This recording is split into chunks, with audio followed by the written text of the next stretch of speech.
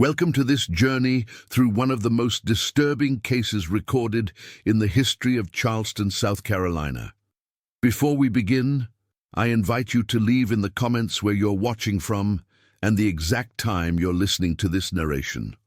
We're interested to know which places and what times of day or night these documented accounts reach.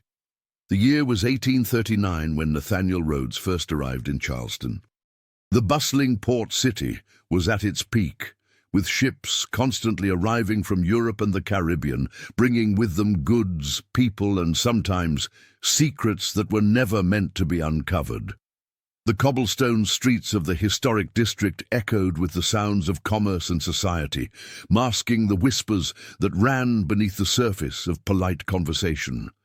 Nathaniel, a man of 32 years, had come from Boston with impeccable credentials and letters of introduction to some of Charleston's most prominent families. His manner was reserved but pleasant, his clothes finely tailored without being ostentatious. He had purchased a modest but respectable home on Trad Street, just 2 blocks from the harbor. According to the property records filed with the Charleston County Clerk, he paid in full, in cash. No mortgage was ever recorded. What drew attention, though discreetly at first, was that Nathaniel Rhodes arrived alone. No wife, no children, no household staff accompanied him on his journey south. In a society where one's position was partially determined by one's household, this solitude was unusual.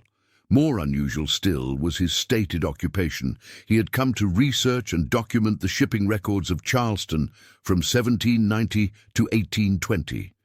A scholarly pursuit that raised eyebrows among the mercantile class. Within 3 weeks of his arrival, Nathaniel had secured permission to access the harbour master's archives. The curator of these records, a Mr. William Pinckney, noted in his personal journal that Rhodes spent hours meticulously examining manifests, particularly those from ships arriving from West Africa and the West Indies. His diligence would be admirable, Pinckney wrote, were it not for the unsettling intensity with which he scrutinizes certain entries, sometimes returning to the same document day after day. It was in the early days of June when Nathaniel Rhodes first encountered Clara Beaumont at a small literary gathering hosted by the Middleton family. Clara, 26 years old and unmarried, was something of an anomaly in Charleston society. The daughter of a respected physician, she had been educated in Philadelphia and had returned with ideas and interests that marked her as different. Her father indulged her intellectual pursuits, perhaps out of guilt, following her mother's death during a cholera outbreak 12 years prior. The gathering at the Middleton home was recorded in several social diaries of the time. Mrs. Eleanor Ravenel noted that Rhodes and Miss Beaumont spent an unseemly amount of time in conversation about historical matters. Another attendee, Judge Harrison Grimble, observed that their discussion seemed to grow quite intense at one point, with Miss Beaumont appearing visibly disturbed before excusing herself from the gathering entirely. What was discussed between them that evening would later become the subject of much speculation. According to the household staff at the Beaumont residence, Clara returned home in a state of agitation, immediately requesting that her father's medical journals from the years 1815 through 1820 be brought to her room. She remained sequestered with these volumes until dawn. The summer heat descended upon Charleston like a smothering blanket. The wealthy who could afford to do so retreated to summer homes in Aiken or the mountains of North Carolina. Those who remained moved through the humid days with a languid resignation. Nathaniel Rhodes, however, only intensified his research. He was granted access to the records of St. Philip's Church, one of the oldest in Charleston. The parish secretary noted that Rhodes had a particular interest in the burial records from a section of the churchyard that had been reserved for strangers to the city. Clara Beaumont began making regular visits to the Charleston Library Society. The librarian, Miss Sarah Frost, maintained a careful log of materials requested by patrons.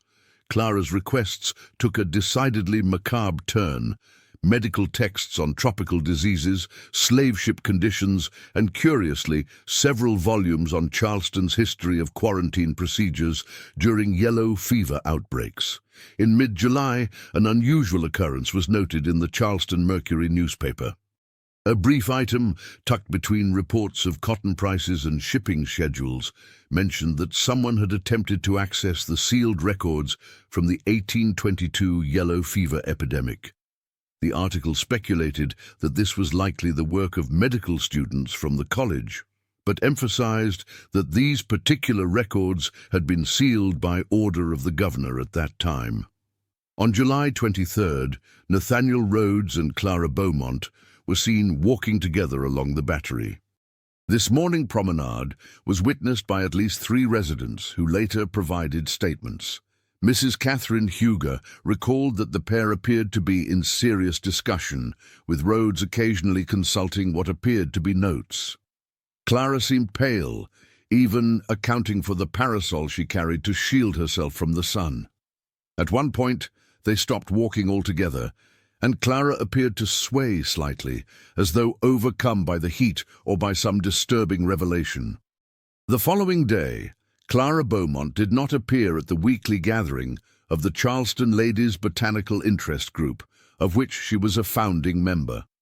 Her absence was noted particularly because she was scheduled to present findings on medicinal uses of native plants.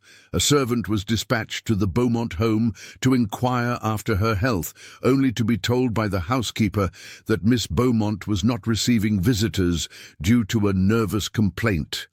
Dr. Beaumont was increasingly concerned about his daughter's state of mind.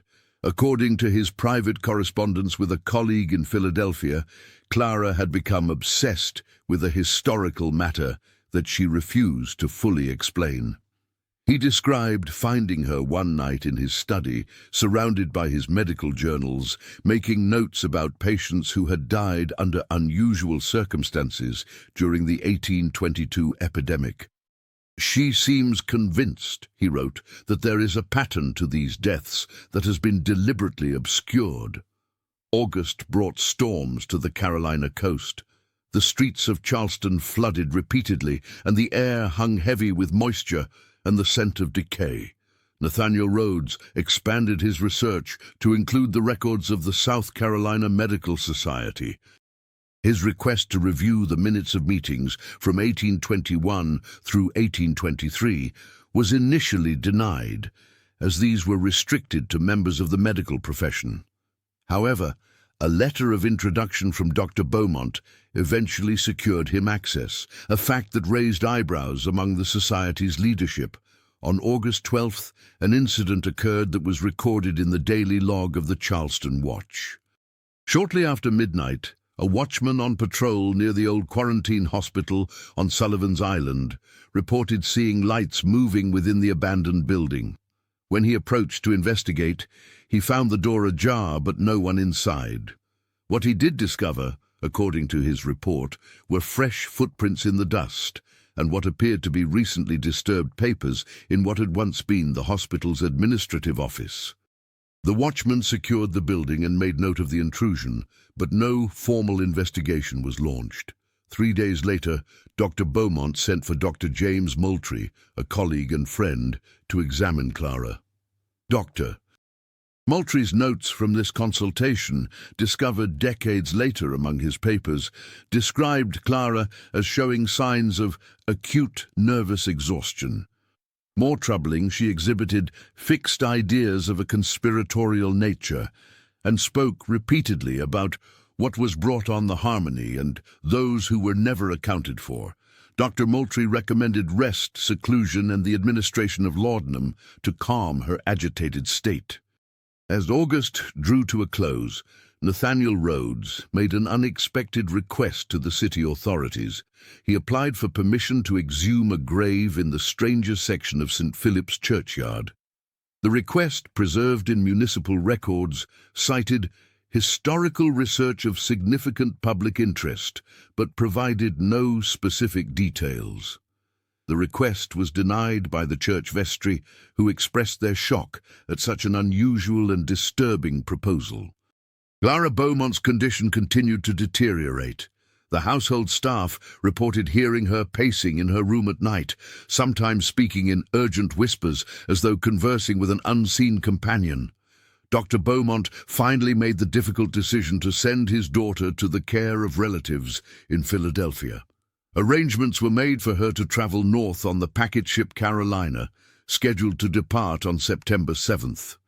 The evening before Clara's planned departure, Nathaniel Rhodes appeared at the Beaumont residence on Meeting Street. The butler, who admitted him later, stated that Rhodes seemed unusually agitated, insisting that he needed to speak with Miss Beaumont on a matter of grave importance. Dr. Beaumont reluctantly allowed the meeting but insisted on being present. According to the butler, who admittedly listened at the door, Rhodes urged Clara to reconsider her departure, saying, "We are close to the truth. The connections are unmistakable."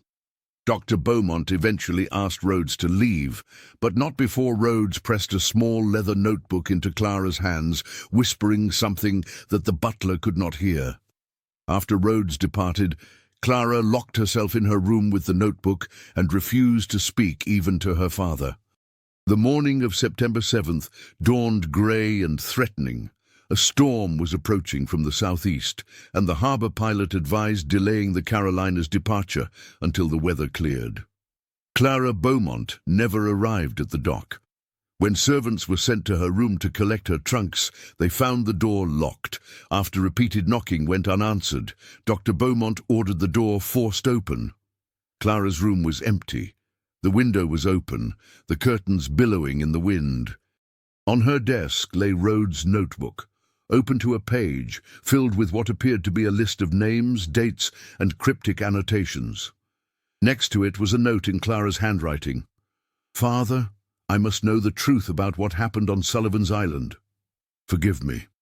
Dr. Beaumont immediately contacted the City Watch, and a search was organized.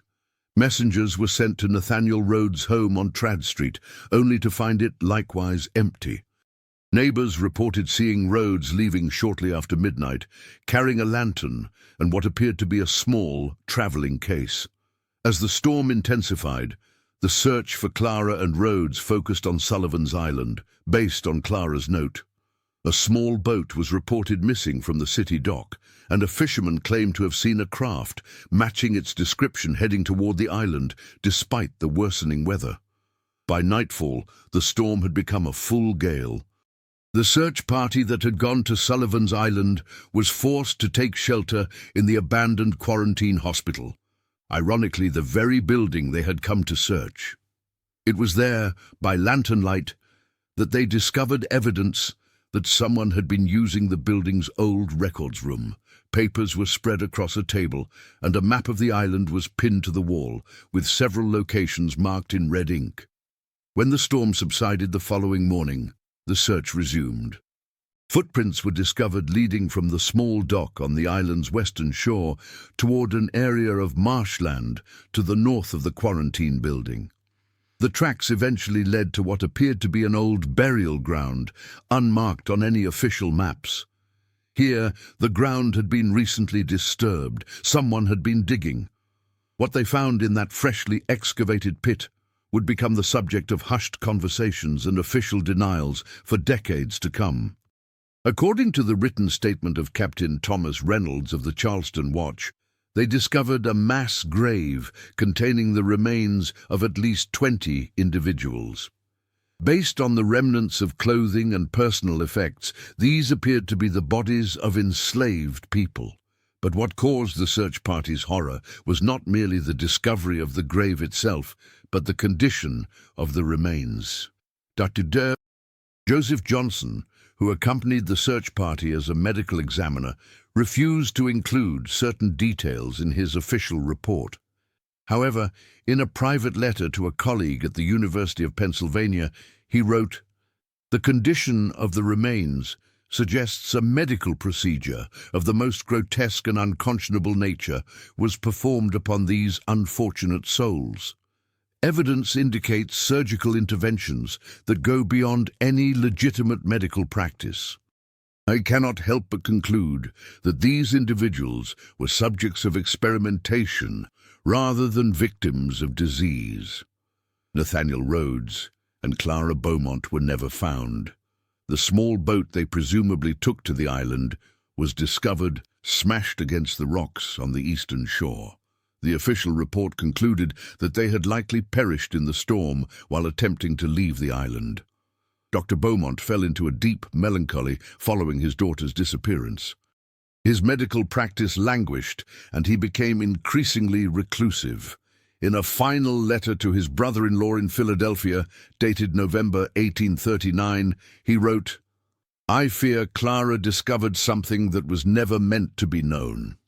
The Harmony and its human cargo, the quarantine, the epidemic that followed, all connected by hands that still have power in this city.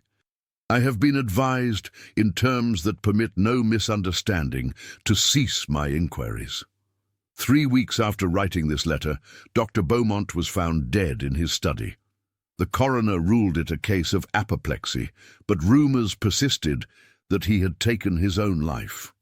The records that Rhodes had been examining were quietly removed from public access. The harbourmaster's logs for 1822 were reported damaged by flooding. The minutes of the Medical Society for the same period were destroyed in what was described as an unfortunate accident during cleaning. The section of St. Philip's burial records that had so interested Rhodes was found to be missing entirely. For nearly a century, the events of that summer faded from public memory, becoming at most a vague local legend about a northern researcher and a doctor's daughter who vanished during a storm. But in 1962, during renovations to an old building on Meeting Street that had once housed the offices of the Harbour Commission, workers discovered a hidden compartment in the wall. Inside was a waterproof tin box containing a leather-bound journal. The journal was that of Nathaniel Rhodes. Its early pages detailed his research into the fate of a slave ship called the Harmony, which had arrived in Charleston Harbour in June 1822, carrying an unusual cargo. According to Rhodes's notes, the Harmony had been chartered not by a slave trader, but by a consortium of doctors from Charleston, Philadelphia, and Boston. The enslaved people aboard were not intended for sale, but for another purpose entirely. Rhodes had traced connections between the arrival of the Harmony, the establishment of a special quarantine on Sullivan's Island, and the yellow fever epidemic that swept Charleston later that summer. His notes suggested that the epidemic may have been not merely a natural disaster, but the result of what he termed medical procedures of an experimental nature performed upon unwilling subjects. More disturbing still were Rhodes' final entries, dated September 6, 1839. He wrote of having made contact with a man who claimed to have worked as an orderly at the quarantine hospital. This man, elderly and near death, had provided Rhodes with the location of the mass grave on Sullivan's Island, and had spoken of doctors who sought to understand the disease by introducing it to healthy bodies, measuring its progress, testing treatments that killed more surely than the fever itself. The final entry, written in a hurried hand, stated, "Miss Beaumont has made the connection through her father's records." Several of the physicians involved in the Harmony affair later rose to positions of great influence in Charleston. Their descendants now sit on the boards that govern this city. She is in grave danger for having discovered this. We leave tonight for Sullivan's Island to document the evidence before confronting the authorities in Columbia. The journal was quietly acquired by a private collector and was not made public until 1968. When it was donated to the South Carolina Historical Society by an anonymous benefactor. By then, most of the families implicated were either extinct or had left Charleston, their influence diminished by the passage of time and changing fortunes. Others point to corroborating evidence. The Harmony did indeed arrive in Charleston in 1822, just before the yellow fever outbreak. There was a quarantine facility on Sullivan's Island that operated with unusual secrecy that summer. and several prominent Charleston physicians did publish papers on yellow fever treatments in the years following, papers that hinted at detailed observations of the disease's progression that would have been difficult to document in the ordinary course of treatment.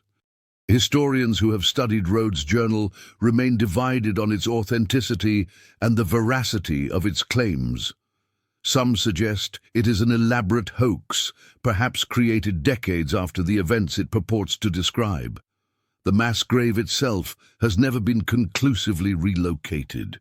The landscape of Sullivan's Island has changed dramatically over the intervening years due to both natural erosion and human development. Archaeological surveys conducted in the 1950s identified several potential sites, but permission for excavation was consistently denied by local authorities, citing concerns about disturbing historically significant ground. What became of Nathaniel Rhodes and Clara Beaumont remains unknown. No bodies matching their descriptions were ever recovered from the shores of Sullivan's Island or the harbor. Some local legends suggest they successfully fled Charleston, but died elsewhere under assumed names. Others propose a more sinister fate, that they were intercepted before they could bring their discoveries to light, their bodies disposed of where they would never be found. Perhaps the most unsettling aspect of the case is how effectively it was erased from official records. The deliberate removal of documents, the strategic accidents that destroyed evidence, the pressure applied to silence those who knew too much, all speak to an organized effort to conceal whatever actually happened in Charleston during that fateful summer of 1822. In 1969, a graduate student researching the history of medical ethics in the American South claimed to have discovered a letter in the archives of the University of Pennsylvania Medical School, written by a physician who had practiced in Charleston in the 1820s. The letter, dated 1841, contained a cryptic reference to the Sullivan Island procedure and expressed relief that those who sought to expose our necessary work have been consigned to the same silence as the subjects themselves. The student reported his finding to his faculty advisor, but when they returned to the archives to examine the letter more closely, it was no longer in the file where he had found it. Today, the old quarantine hospital on Sullivan's Island is long gone, replaced by beachfront homes and tourist amenities. The waters that separate the island from Charleston proper are crossed daily by pleasure craft and commuter ferries.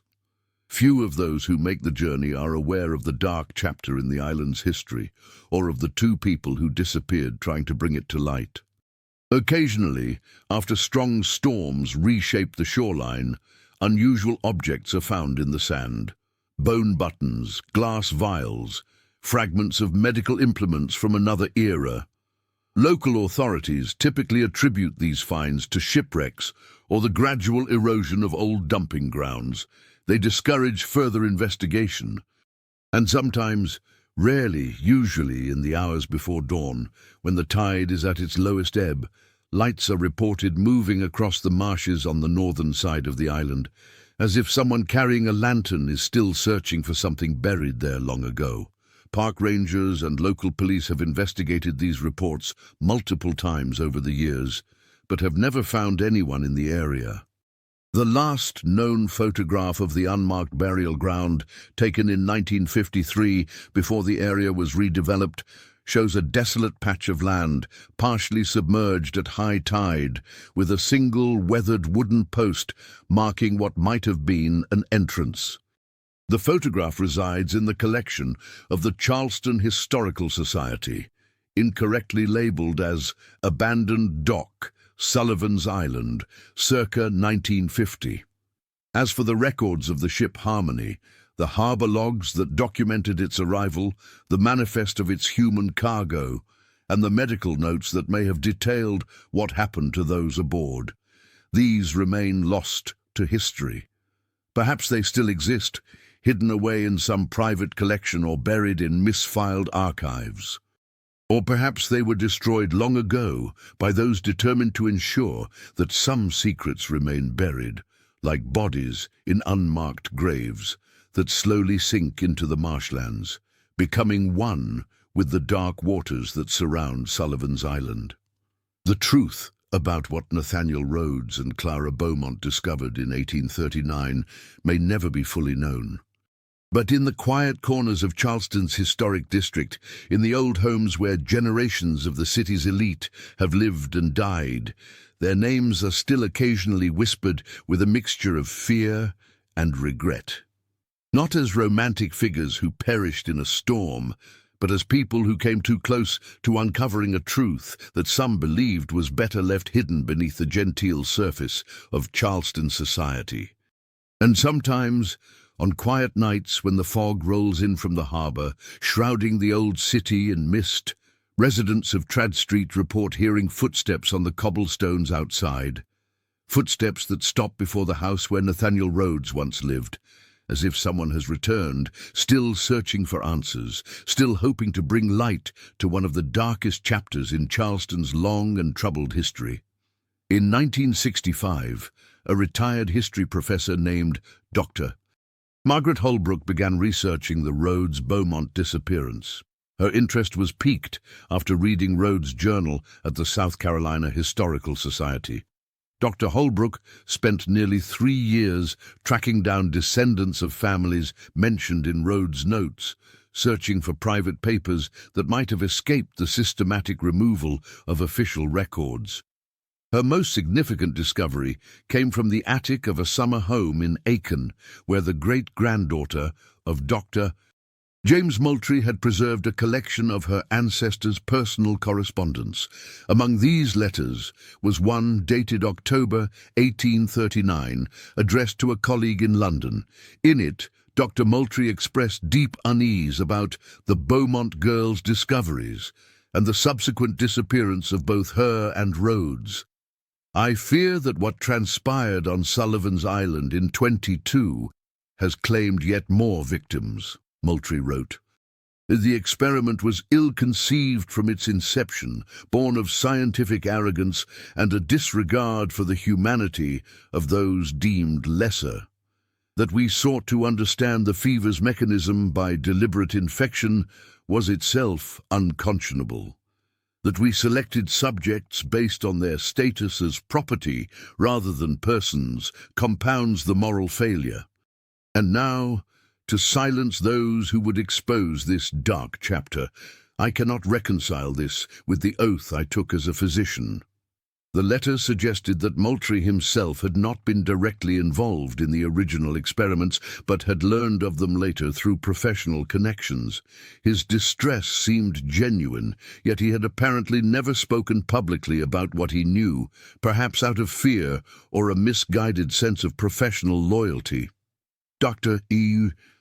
Holbrook's research also led her to property records showing that 3 of the physicians implicated in Rhodes' journal had purchased adjacent plots of land on Sullivan's Island in early 1822, just months before the Harmony's arrival.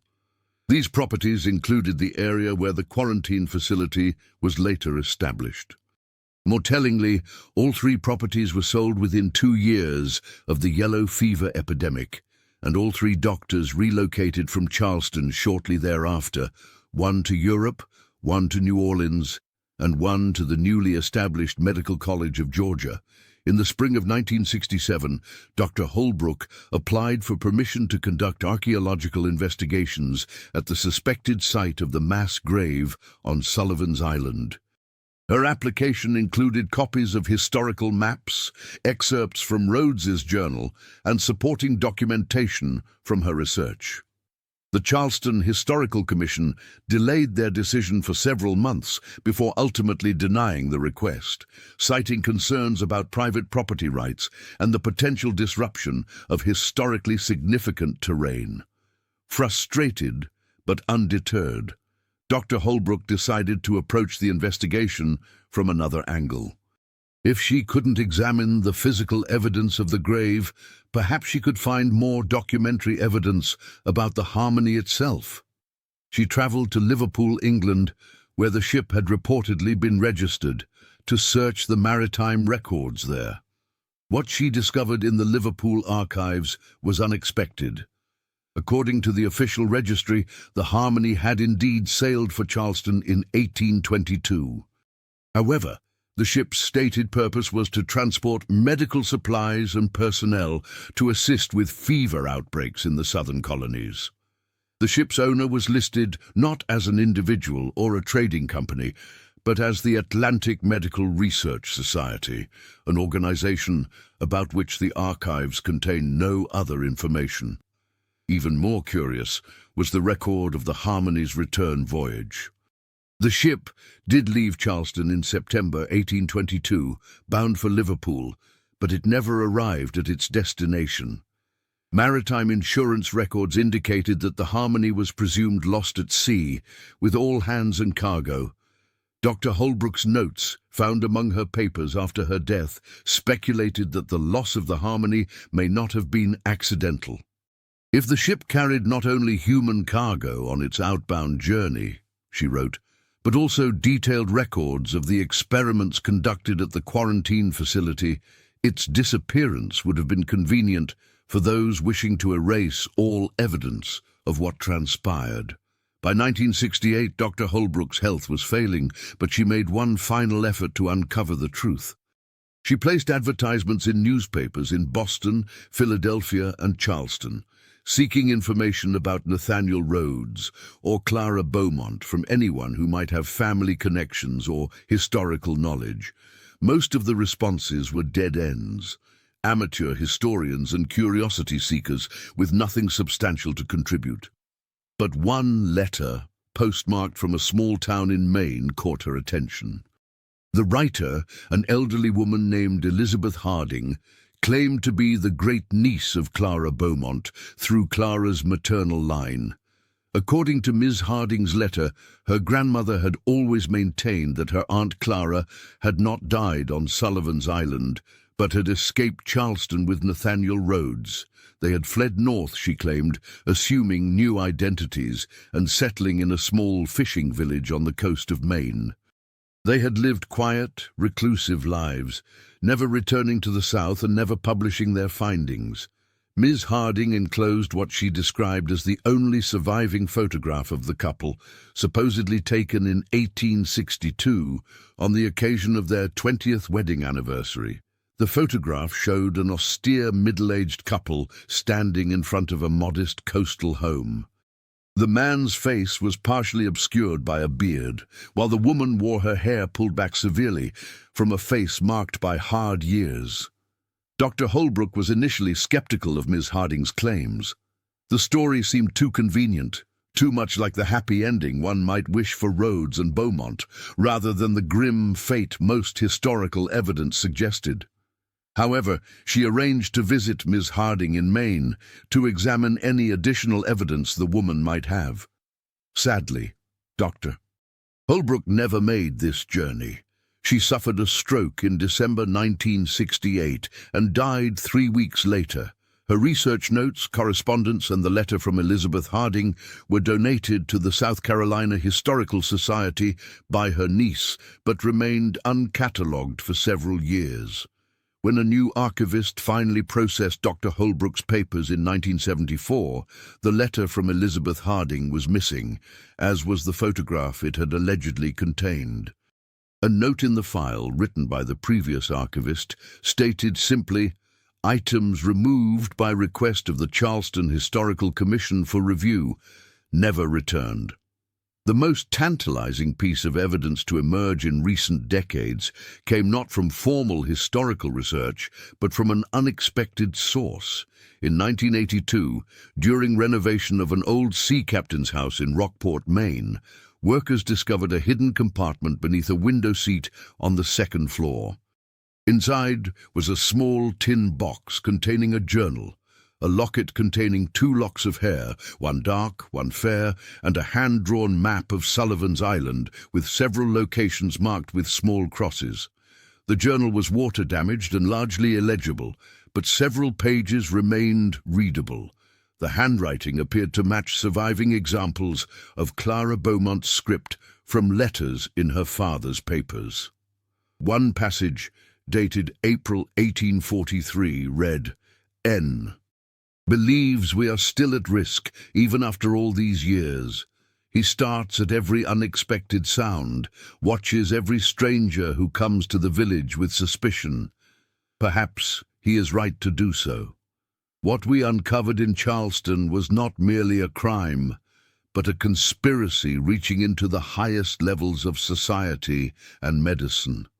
Those responsible would still have much to lose should the truth become known. And so we maintain our silence, our false names, our fabricated past. Sometimes I wonder if this half-life, this perpetual hiding, is truly preferable to whatever fate might have awaited us had we stayed to bring the truth to light. Another fragment, apparently from a later entry, continued the theme. The temptation to send my findings to medical journals grows stronger as I age. The experiments conducted on those 23 souls, their systematic infection, the detailed documentation of their suffering, the variations in treatment that were never intended to cure but merely to observe different paths to death, these constitute one of the most profound violations of medical ethics in our nation's history. That this was done specifically to people purchased for this purpose, with no regard for their humanity, compounds the horror. Yet N reminds me that those who orchestrated this atrocity went on to illustrious careers, trained generations of new physicians, and established medical institutions that still stand today. Their names are carved in marble on hospital facades. Who would believe our account against the weight of their legacies? The current owner of the house in Rockport, upon discovering these items, contacted a local historical society. The society's director recognized the potential significance of the find and reached out to colleagues at the University of Maine's History Department. A preliminary analysis of the journal suggested its authenticity as a 19th century document, but further research was needed to verify the identity of its author and the veracity of its contents. Before this research could proceed, however, the tin box and its contents were stolen from the Historical Society's office during a break-in. Local police investigated but found no leads. The case was eventually classified as an ordinary theft, despite the fact that nothing else of obvious value was taken.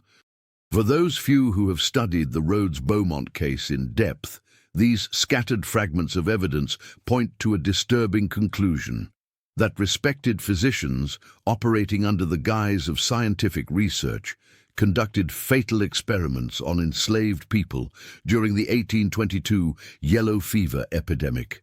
That these experiments were covered up through the deliberate destruction of records and possibly murder, and that the conspiracy of silence surrounding these events has persisted into the modern era.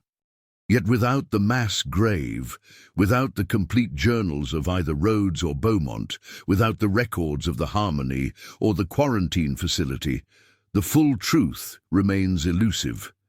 The story survives primarily as a footnote in academic papers on medical ethics or the history of yellow fever, acknowledged as a possibility but not established as historical fact. In 2001, a marine archaeology team, surveying the seabed off the coast of Sullivan's Island, discovered the remains of what appeared to be a small 19th century boat. Initial excitement that this might be the missing craft used by Rhodes and Beaumont was tempered when further examination revealed that the boat had been deliberately scuttled. Holes had been drilled in its hull before it sank.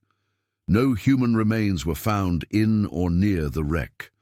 The most recent development in the case came in 2008, when a construction project on Sullivan's Island was temporarily halted after workers uncovered what appeared to be human remains. Archaeological experts from the University of South Carolina were called in to examine the site. Their preliminary report identified the remains as dating from the early 19th century and noted that they appeared to be of African origin. More significantly, several of the bones showed evidence of surgical procedures performed before death, Before a full excavation could be completed, however, the construction company obtained a court order allowing them to resume work, with the stipulation that any additional remains discovered would be respectfully reinterred in a designated cemetery. The archaeological team was given 48 hours to complete their examination and remove any artifacts of historical significance. This abbreviated investigation yielded little additional information, and the site has since been developed into luxury condominiums.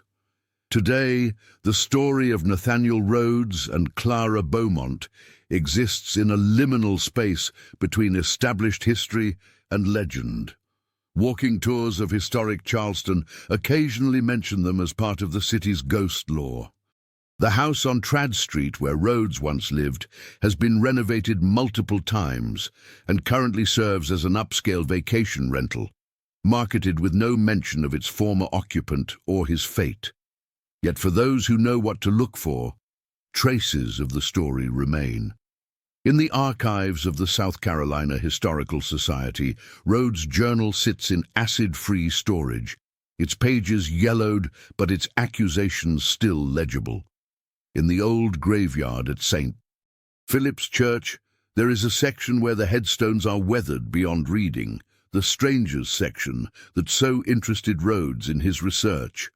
And on Sullivan's Island at low tide, the marshlands sometimes reveal glints of glass or metal, perhaps remnants of medical implements, perhaps merely modern debris. The case of the Harmony and the Sullivan Island experiments represents one of the darkest intersections of medical history and the institution of slavery, a chapter so disturbing that it has been systematically erased from official records. That we know anything at all about it is largely due to the efforts of Nathaniel Rhodes and Clara Beaumont, whose quest for truth may have cost them their lives. In her final notes, Dr.